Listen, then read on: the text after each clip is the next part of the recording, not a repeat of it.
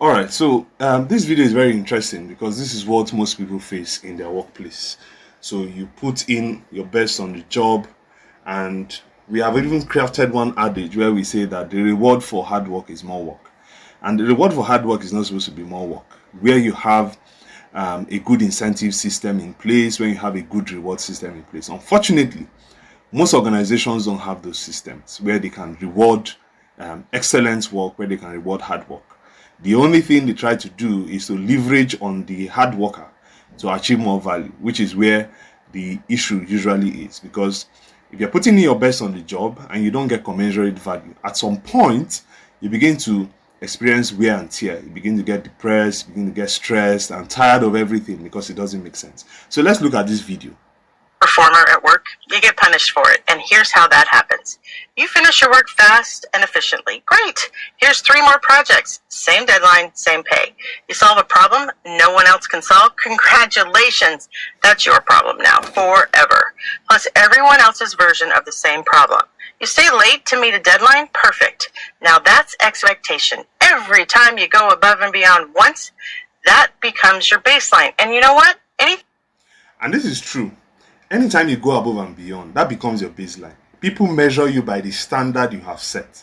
Most of the time, not even the standard they have created, because the standard the organization may have created may be lesser than the standard you have set.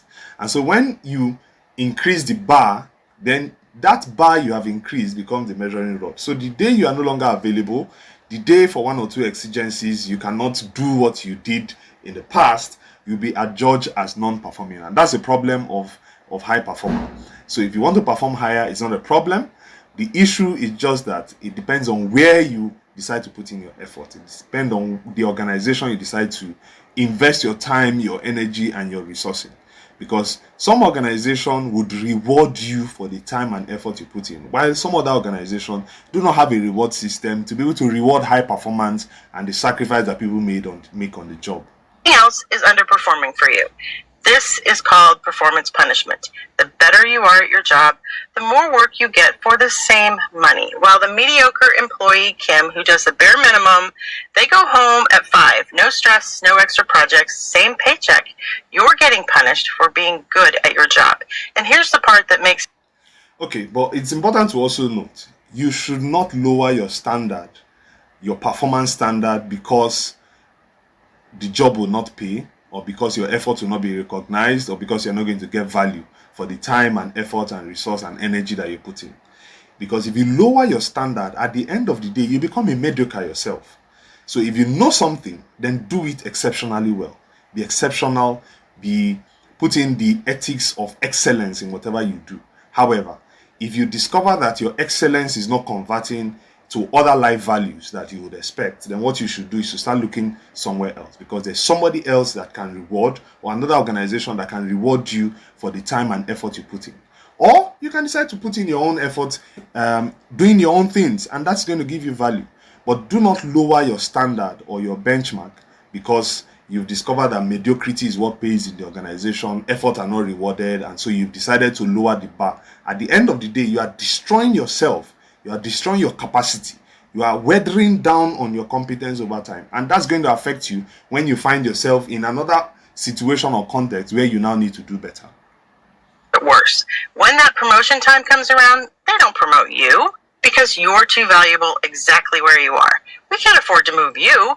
You're doing the work of 3 people. So they promote Kim, the mediocre person who has time to network and play politics, because they're not... All right. Also to note this, people who are hardworking, very hardworking, in sincerity, do not have time for politics. They don't have time for, the office gossip, for the office politics, for dodging work and playing all manner of games. They don't have that time because their time and their energy is invested on the work. But unfortunately, because they are usually not rewarded, they don't get value for that time. And now those who do not put in the effort, those who understand office politics, those who are able to dodge work, those who would not show up when it is serious work, but to be by the backstage, backbiting, spoiling other people, running other people down, they end up getting attention as people who are able to play politics and people who are able to bring drama to the workplace, and those kind of people get promoted. Now, for the hard worker, your promotion is also going to be affected. How is it going to be affected?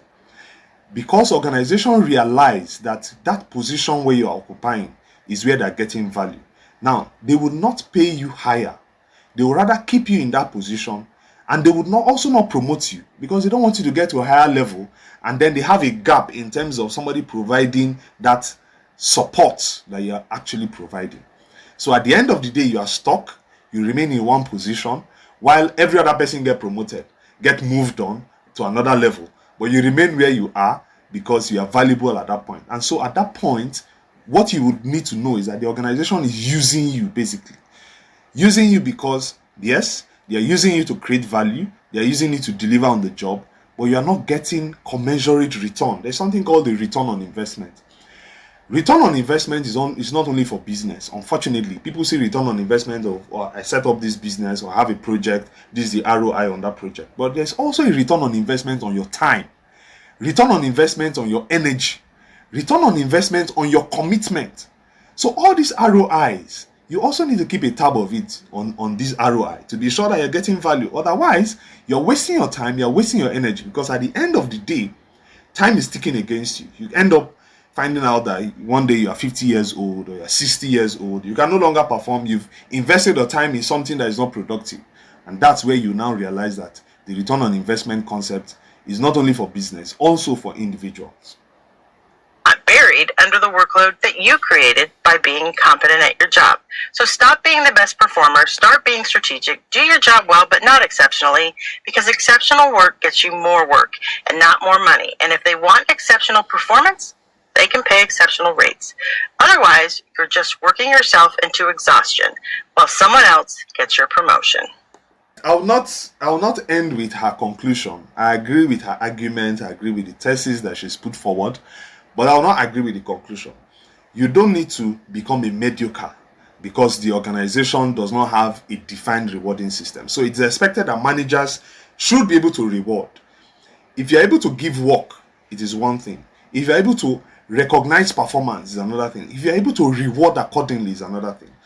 My own philosophy, right, as a manager, is that if you have to assign work, then there should be a commensurate reward. There should be a trade-off between the work you give and the reward that people get. So people usually are not afraid of work. Employees are not afraid of work, but they are more interested in putting time, effort, and resource into a job that is going to pay them. And that pay is not only in salary. What other incentives or benefits do they get because of the effort they have made? Now, if the organization cannot pay you, instead of being a mediocre, my own advice or my own strategic point of view on that is look for an alternative.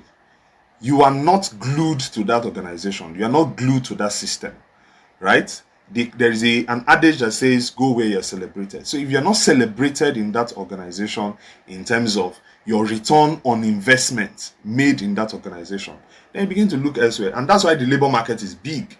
The sky is wide enough for every bird to fly. So if you discover that you are stuck in one system where your excellence, your commitment is not being recognized in terms of the return on investment, then the question for you is, what next? And that what next could be you running your own enterprise if you have the capacity, or if you feel you still need to gain more experience, you need to broaden your expertise, then you can look for another organization rather than dropping your standard. Because if you drop your standard, psychologically, you are going to lose a critical part of you that makes you as a professional.